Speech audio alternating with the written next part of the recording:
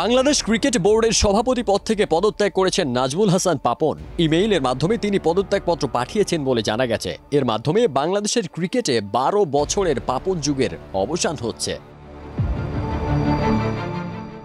বৈষম্য বিরোধী ছাত্র আন্দোলন থেকে ক্ষমতাসীন আওয়ামী লীগ সরকারের পতন হয়। আওয়ামী লীগ সরকার সদস্য ও মন্ত্রী হওয়ার কারণে তখন থেকে আত্মগোপনে ছিলেন বাংলাদেশ ক্রিকেট বোর্ডের সভাপতি নাজমুল হাসান পাপন।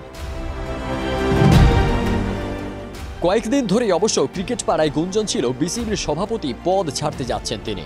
অবশেষে সেই গুঞ্জনই সত্যি হলো, বিসিবির সভাপতির পদ ছাড়লেন নাজমুল হাসান পাপন।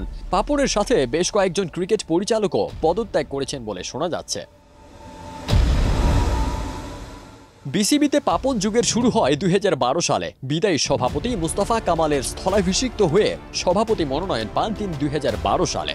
এরপর 2013 সালের নির্বাচনের পর এই আসনে পাকাপাকিভাবে বসেন। এখন বিসিবিতে অপেক্ষা নতুন সভাপতির। গুঞ্জন রয়েছে ফারুক আহমেদ পেতে যাচ্ছেন সেই দায়িত্ব।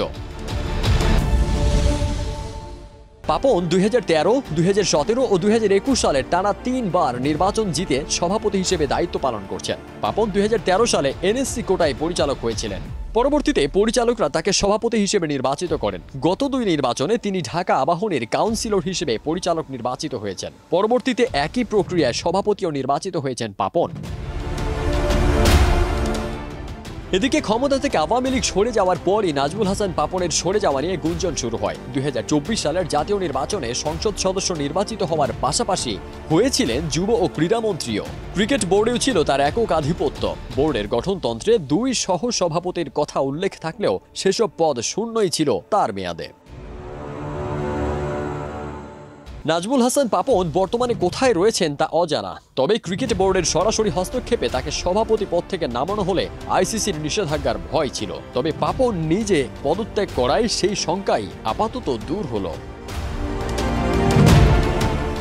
বিসিবির গঠনতন্ত্র মোতাবেক পরিচালক বোর্ডের সদস্যদের অন্তত 9 জনের উপস্থিতি দরকার। তবে পরিচালক না হলেও এতে উপস্থিত হয়েছেন ফারুক আহমেদ এবং নাজমুল আবেদিন ফাহিম। অন্যদিকে পরিচালকদের মধ্যে সাজ্জাদুল আলম ববি আমন্ত্রণ পাননি বৈঠকের। পারদিন সানি, দেশ রূপান্তর।